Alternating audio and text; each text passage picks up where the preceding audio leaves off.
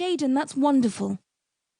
Mr. Jackson worked about as much as Jeremy Kyle's lie detector did now. It won't last, Jaden answered in matter-of-fact tones. My mum says she gives it a fortnight. He grinned then. I didn't know what a fortnight meant before she told me. I thought she was on about the game. Well, Emily began, taking a tissue from her pocket and wiping at the corner of Jaden's mouth to remove cream cheese. You know, in this class, we listen and we don't judge, and we give everyone a second chance, don't we?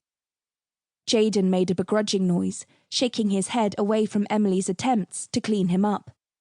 Rashid's on his third chance with me now. Has he been mean to you again? Emily asked. Rashid Dar came from a seemingly wealthy family who owned a chain of Indian eateries. She had wondered, ever since Rashid joined her Year 6 class in September, why he didn't go to the local private school instead of Stretton Park. Maybe creating fall feasts wasn't quite as lucrative as it appeared to be, or perhaps they simply didn't want to shell out on private education. But, like with her class rules, it also wasn't her place to judge anyone. However, it was her place to try and ensure all her pupils worked at being the best version of themselves.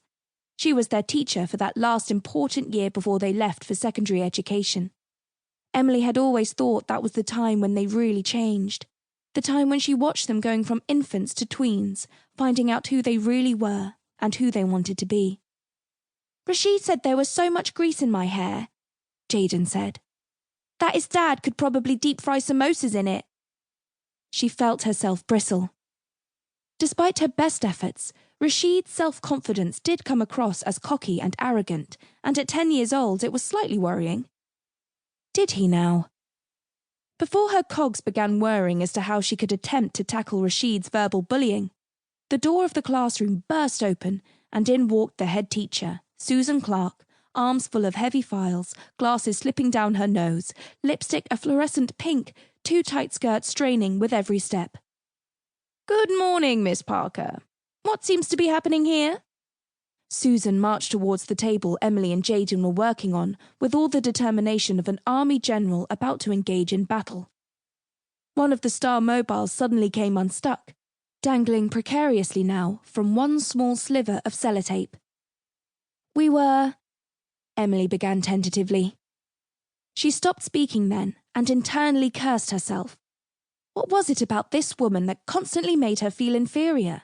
She wasn't inferior. She should actually be heading up a school herself now. She restarted, trying to project more confidence.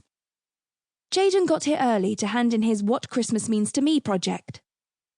Emily could see Susan's blouse literally weep for mercy as the head teacher dumped the file she was carrying on a table, then took a deep breath, sniffing the air around Jaden's model. Have you made it out of cream cheese?